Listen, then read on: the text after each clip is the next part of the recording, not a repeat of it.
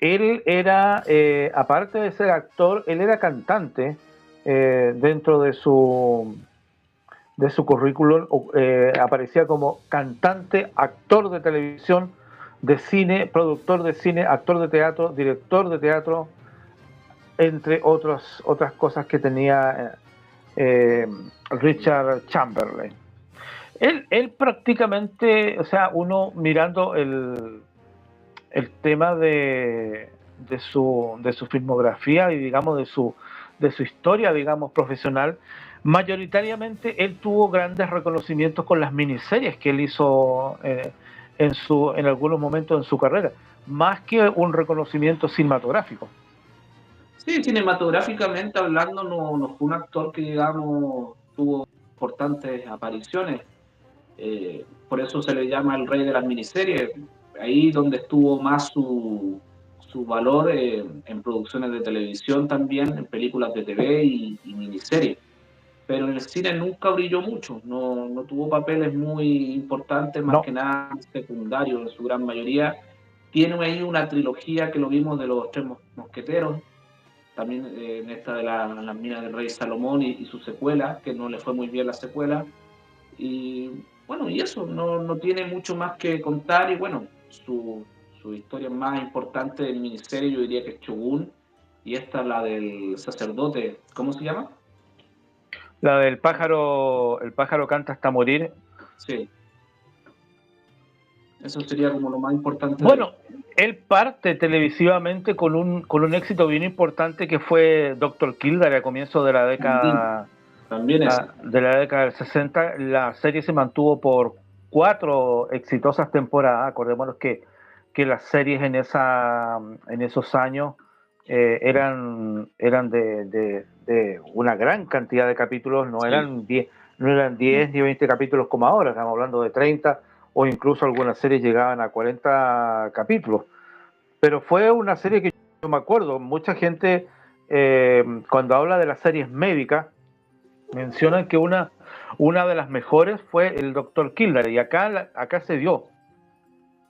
Uh-huh. Acá esta serie llegó acá a nuestra televisión chilena en su momento, claro, en la etapa, digamos, en blanco y negro. Serie que duró 5 temporadas, 191 episodios tuvo Doctor Kildare entre el año 61 y el año 66. Ese fue, digamos, el periodo de tiempo de esta serie. La serie se convirtió rápidamente en un éxito entre las 10 primeros en su primera temporada y se mantuvo en el top 20 durante la segunda y tercera temporada, atrayendo hasta 12.000 cartas de fanáticos cada semana. Acuérdate que en esa época los fans escribían cartas y se las mandaban a los canales de televisión preguntando por los actores, por las series, exigiendo capítulos nuevos, todo eso. Así que mucho del feedback que había era mediante cartas en ese momento. Claro, claro, sí, sí. Era el medio de comunicación de la época, así que, bueno, una carrera bien interesante de Richard Chamberlain, no tanto en el cine, pero sí en televisión, sobre todo en las miniseries.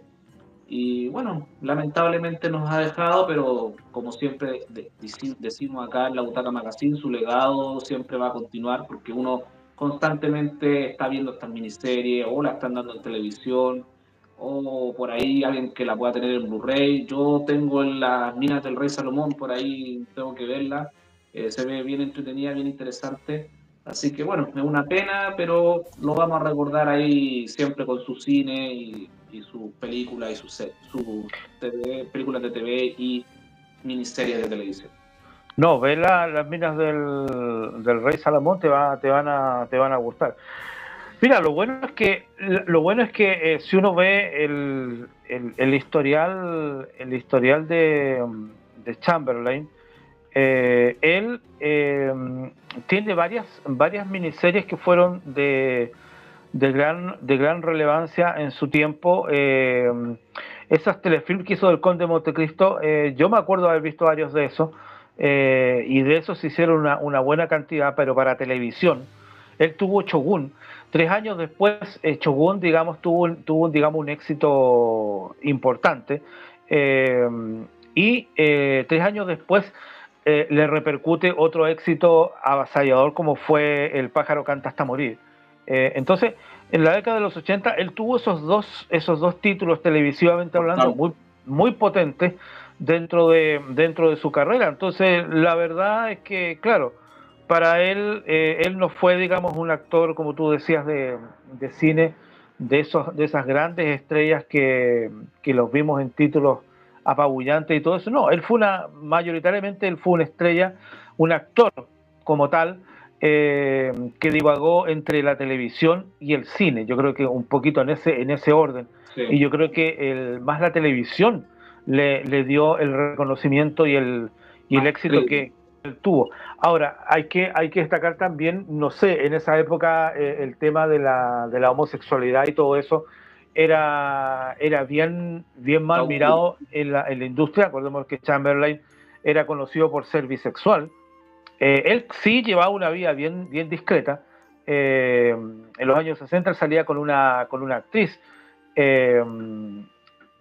Después, ya con el paso de los años, a él se le empieza, acuérdate que yo me acuerdo en su momento que oyeron muchos rumores de su sexualidad y todo eso, que se hablaba mucho con las compañías que se le veía y todo eso.